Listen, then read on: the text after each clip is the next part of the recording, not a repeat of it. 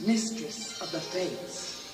These threads form the tapestry of life, an unusual and ever-changing fabric where each single thread affects all of the others. Even one thread could ruin the entire tapestry if it pulls in the right place at the right time.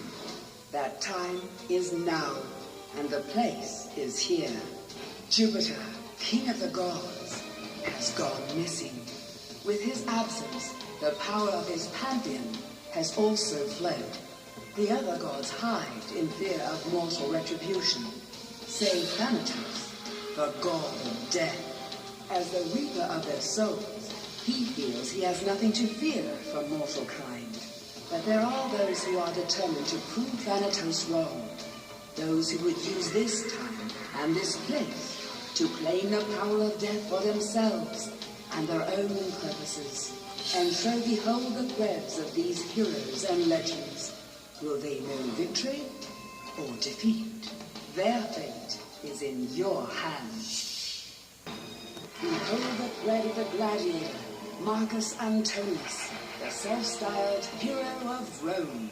A rogue and a rascal, Marcus performs heroic acts, but for selfish reasons. He seeks to become the greatest hero of all time, outshining the light of fabled Prometheus. And he is not above using devious or dishonest means to achieve his ends. And it is this end, this fate, that has brought Marcus seeking to challenge the mighty Thanatos, the Lord of Death. And so it came to pass that the gladiator succeeded in his quest.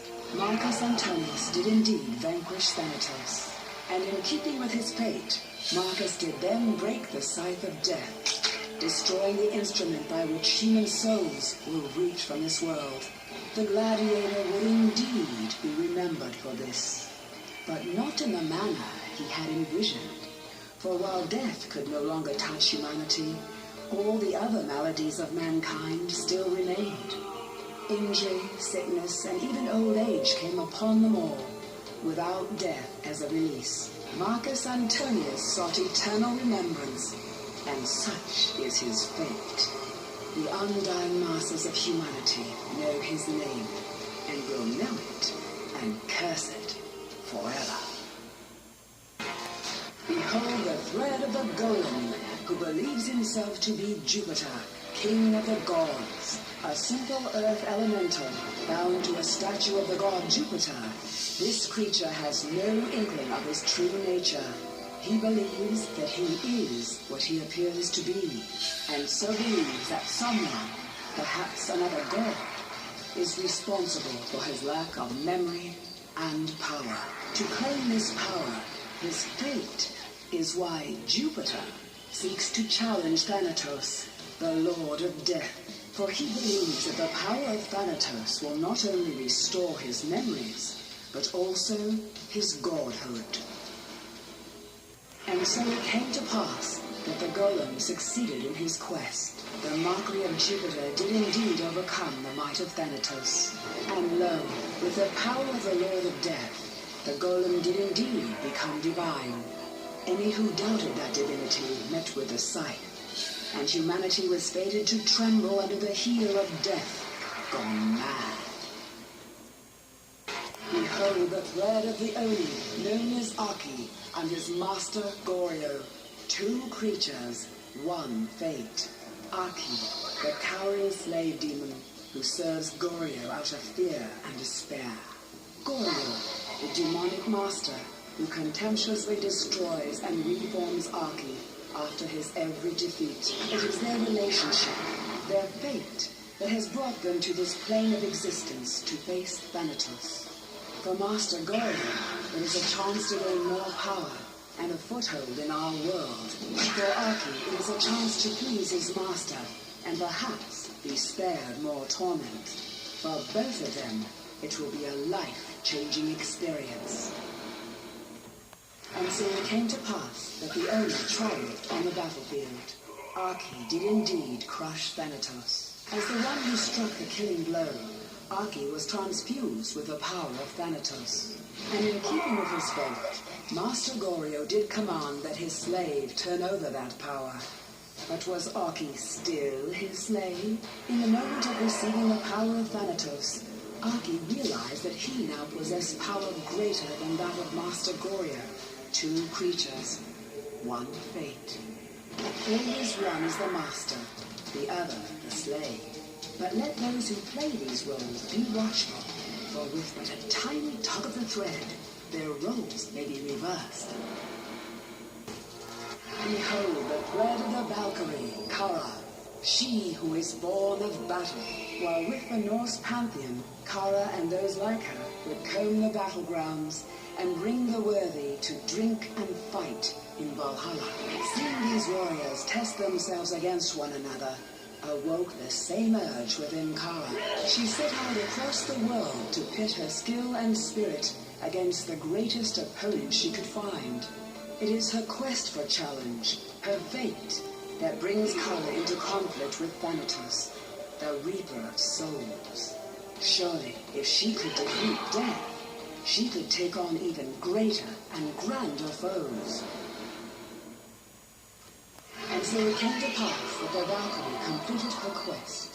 Kara did indeed slaughter Thanatos, and in keeping with her fate, Kara eagerly awaited the next foe to fight. But she had bested all the heroes and legends of the land. There were no more foes to fight. Or were there? Kara was a creature of simple needs, to always find a greater challenge than any she had faced before. She cared not for the office of death and the duties that came with it. She left Earth behind and sought new foes to face. What would become of mankind without death minding a story? That, my friend, only time will tell. Behold the thread of the goddess, Bast, the Eye of Ra. A selfish and self-centered creature, Bast seeks to be worshipped and loved by humanity. She longs for the days when her Egyptian pantheon was the dominant source of divinity in the world, before Jupiter and the Roman gods stole their place in the hearts of men. It is for this end, this fate, that Bast has challenged Thanatos, god of death. For she believes that if she slays Thanatos and takes his place in the pantheon, she will be worshipped and revered as she was of old. And so it came to pass that the goddess did achieve her goal. Bast did indeed slay Thanatos, and in keeping with her fate, Bast then did take her place in the pantheon, a position she would not find to her liking. Bast became the new goddess of death, a necessary but unpopular office. And instead of basking in the worship and rich offerings of humanity, she finds herself shunned and avoided by the very people whose love and affection she so desperately sought. Behold the thread of the Minotaur, Bravehoof, the defender of nature. Created to be a monster within the labyrinth, Bravehoof escaped to the forests, where he at last found peace. However, as one who is born for conflict, any peace he finds is fleeting, especially when technology and civilization continue to encroach upon his beloved forests. It is his search for peace, his fate, that brings Bravehoof to confront the god of death, known as Thanatos. For if he slays death, the Minotaur will use the power he gains to destroy civilization and force mankind back to nature. And so it came to pass that the Minotaur succeeded in his mission. Bravehoof did indeed overwhelm Thanatos. In keeping with his fate, Bravehoof did use the power of death to kill civilization, slaying all the various works of man, his weapons, his wheels, and his homes. The Minotaur returned mankind to nature, certain that they would embrace the path of simplicity and peace. But mankind, that most restless of animals, has never been content to leave things as they are. Bravehoof sought to force mankind off the road of progress, but his fate was to simply goad humanity into racing down that road at a faster pace. Nature, human nature that is, had won in the end. Behold the thread of the Tinkerer, Professor Angus Hephaestus Volcanus, and his astounding bronze automaton. Born before his time, Professor Volcanus is a scientific genius in an age of miracles, gods, and magic. Very few people value his abilities, let alone value them as much as he does. And it is this end, this fate, that brings Volcanus forward to face the might of Thanatos. For Volcanus believes that if his automaton slays death, it will prove the value of his skills, his technology, and most of all, the value of himself. And so it came to pass that the Tinkerer achieved his goal. His astounding automaton did indeed defeat Thanatos. The Tinkerer had created something greater than death, a new and improved model, some might say. And now, thanks to the genius of the Tinkerer, death is no longer a natural process. The souls of mankind are but cogs in the machine, one that is cold, relentless, and without joy or wonder, just like the Tinkerer's new joy. Behold the thread of a Medusa, Narsia, a cursed Gorgon. Once, she was the most beautiful woman in all the world. So beautiful, she became the lover of Poseidon, god of the sea. But her vanity angered a goddess, and so she was cursed with an appearance that caused her former paramour to loathe the very sight of her. Now she is a bitter and hateful creature, such as only a demon could love. It is because of her curse, her fate, that Narsia seeks to defeat Thanatos, the god of death.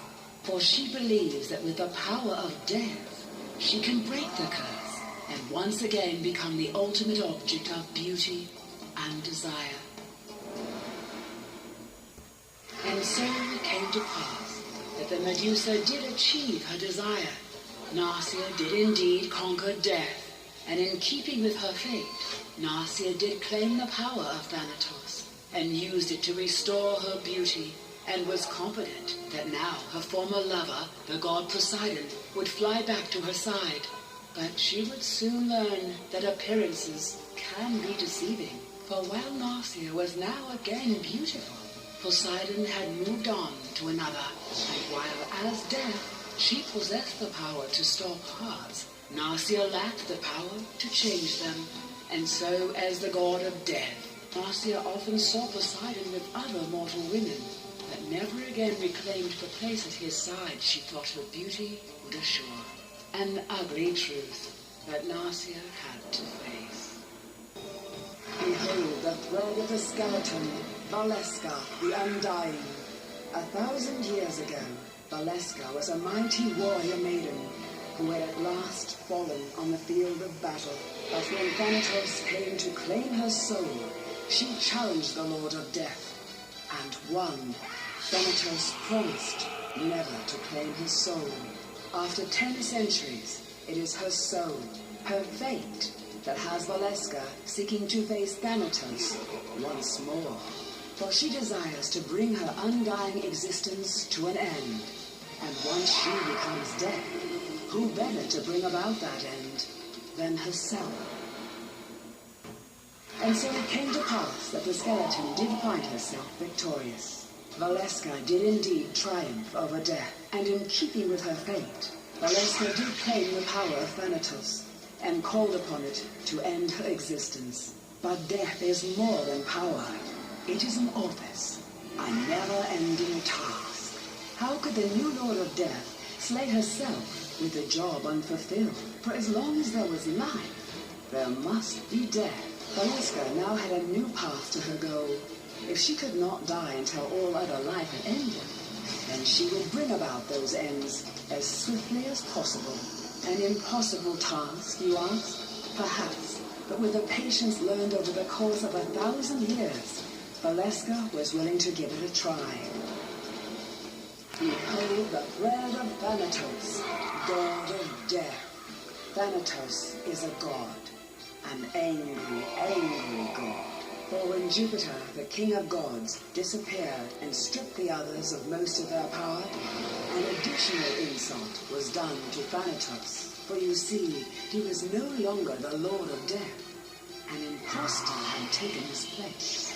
And it is his place, his fate, that brings Thanatos to hunt down his other self. For Thanatos is determined to reclaim his role as the god of death and show this impostor what a vengeful god truly is. And so it came to pass that Thanatos attained his goal. He did indeed defeat the false Thanatos. But behold, this was all the work of Jupiter himself. His supposed disappearance, the stripping of the other god's power, the false Thanatos, these were all a joke. A mighty jest Jupiter was having at their expense. But Jupiter forgot that not everyone has a sense of humor. Jupiter tempted fate by playing Thanatos for the fool, and Thanatos tempted fate by taking his revenge upon Jupiter for the slight. And so fate yielded to temptation. Jupiter, as king of the gods, was linked to the rest of existence. All threads were bound to his. And so when Thanatos cut the life of Jupiter, he cut the tapestry of life itself and brought about an end to all that was.